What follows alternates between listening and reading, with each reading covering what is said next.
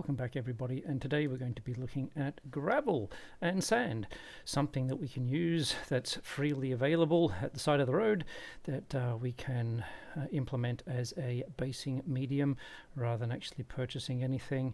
And obviously just collect a sample of it, and you can see that by shaking it up we can sort of sort it slightly into coarse and finer material, so you can take out the larger pieces that you don't really want, and you can see relative to the scale of the bases what sort of size you can get.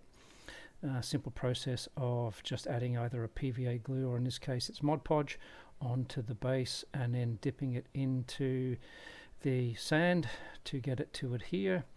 If there's a few gaps that have been missed, you can obviously just sprinkle that on to try and completely get coverage so that you don't have the base showing through too much, and then just brush it off from the side so it's not sticking to the edges. So that works relatively well.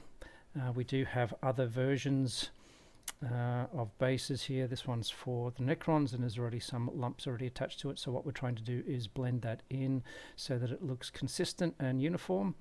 And if you apply it up the sides, it gets rid of the join. We can see that we can also put larger blocks on just to make it look like larger material as well.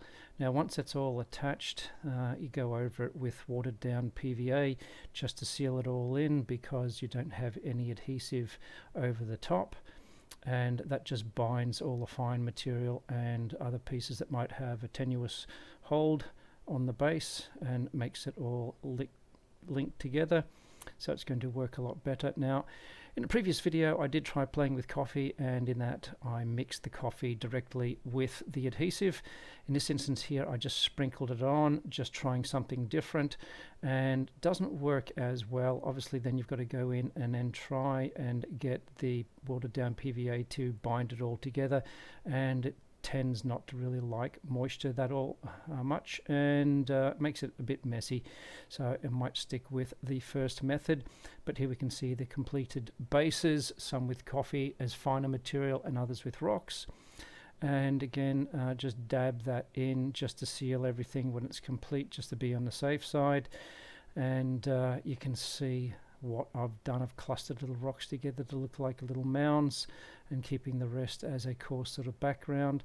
As a base color I chose Cypress Brown in the Army Paints range and just watered that down, so 50-50 roughly, applying it on relatively sloppily with a brush.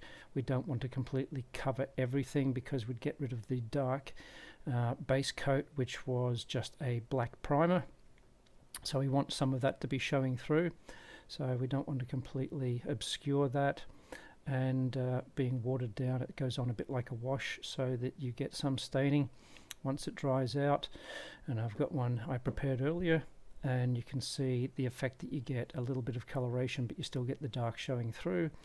And then we go a little bit lighter this time with the Air Leather Brown color, and again water it down as a bit of a wash, and spread it all over in sort of a random pattern. Don't be uniform and do the entire thing, because you clearly don't want it just to cover over what you've previously done.